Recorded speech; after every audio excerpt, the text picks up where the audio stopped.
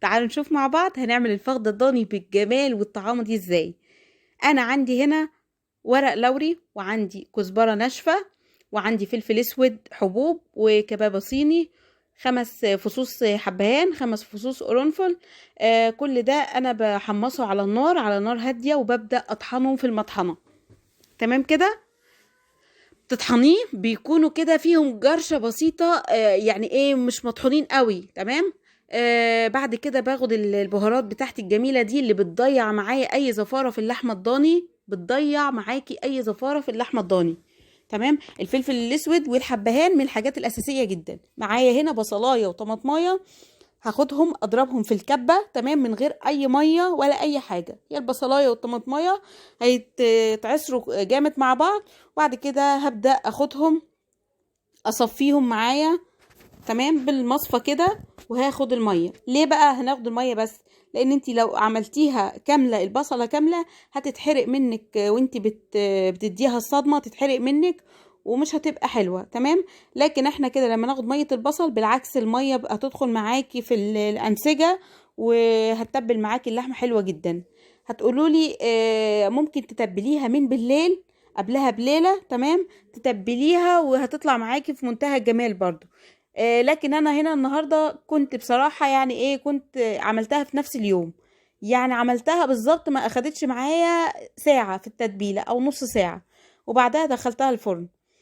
هنا عصرنا البصل والطماطم، ضفت لهم معلقه من دبس الرمان، وهنزل عليها كمان بمعلقتين من البابريكا علشان تديها لون مميز.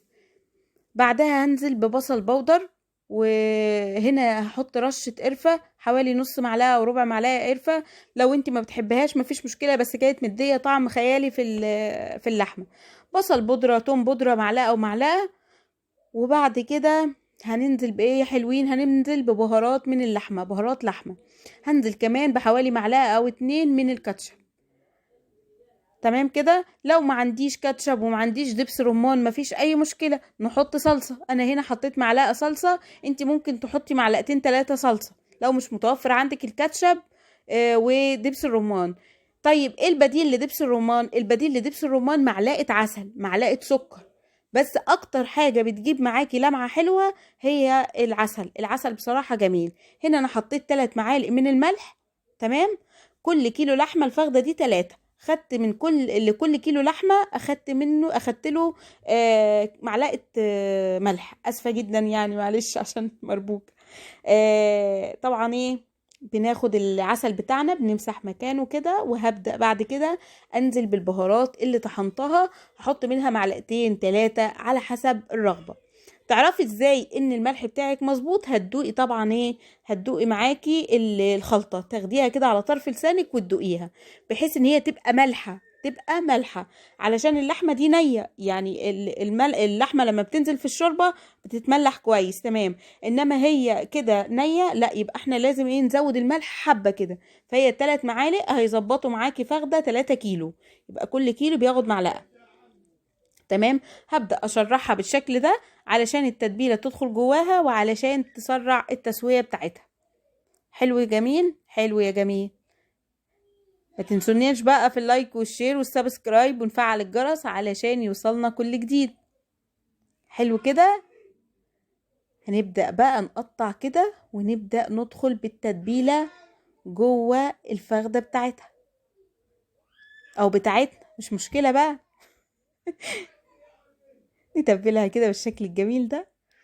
تاخدي كده بصوابعك وتدخلي التتبيلة جوه اللحم، يعني تظبطيها كده. تمام. بتاخد التتبيلة يمين وشمال على الجنب ده، وبرضو نقلبها على الناحية التانية، ونبدأ بقى نشرحها اهو زي ما احنا شايفين كده. هبدأ بقى ايه، ادخل الخلطة بتاعتي بدخلها من جوه خالص كده بالسكينة، وتبدأي تشرحيها زي ما بنعمل في الفراخ بالظبط، هنعمل في الفخدة. بس والله يا جماعة اتمنى فعلا تجربوها، حتى لو مش فخدة كاملة، حتى لو لحمة ضاني عادية جدا، لو كيلو لحمة مش مشكلة. يعني تنفع معاكي برضو لو انت عندك لحمة ضاني وعايزة تسويها في الفرن او تشويها، مفيش مشكلة. دي جبتها الناحية التانية بس طبعا الناحية التانية لحمها مش كتير. هو الضاني اصلا يعني انتوا شايفين الفخدة دي ما شاء الله كبيرة يعني. هنا بجيب طاسة او صينية دي سيراميك، بسخنها على النار من غير اي دهون او مادة دهنية، وببدأ انزل بالفخدة بتاعتي لان هي فيها كمية دهون عالية يعني، فما ينفعش ان انا احط لها اي دهون. الخلطة برضو ما كانش فيها اي دهون. تمام. هبدأ بعد كده بقى اديها صدمات من كل الاتجاهات، يمين وشمال وبره وجوه، يعني ايه، من كل النواحي كده تبدأي تديها الصدمة بتاعتها. طبعا الفخدة الضاني دي هي وزنها من عند الجزار 3 كيلو، لكن على ما تنزل دهونها بقى وتصفي معاكي هتلاقيها عظم، يعني ممكن العظم كيلو ونص لوحده، انتوا فاهمين. فالضاني مشكلته هو جميل جدا، بس دهونه والدهون والعظم فيه نسبتهم عالية جدا، بس من الحاجات الغنية جدا جدا جدا.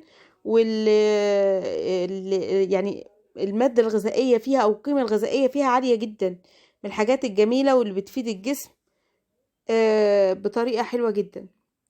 يعني ما تصدقوش الناس اللي تقول لكم ان الضاني مضر، لا بالعكس، ثبت يعني ان اللحمة الضاني فعلا مفيدة جدا، مفيدة في حاجات كتيرة يعني. بقى نجيب الفايدة بتاعتها بقى من على النت، بس انا يعني ناسية دلوقتي فوائدها بالظبط، بس هي مفيدة يعني، وطعمها بيبقى جميل جدا وهمي يعني.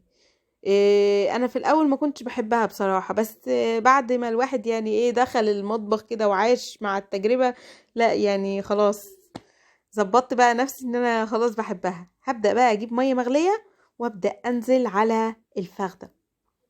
تمام. هنضيف حاجة مع المية، اقول لكم انا هضيف ايه. انا هضيف عندي معلقة من الملح، معلقة صغيرة من الملح. تمام. علشان تخلي الملح بتاعها من بره يبقى مظبوط. انا تبلتها هنا ورق الفويل.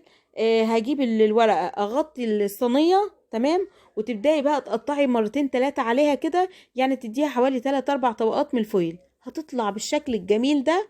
اخدت معايا كام؟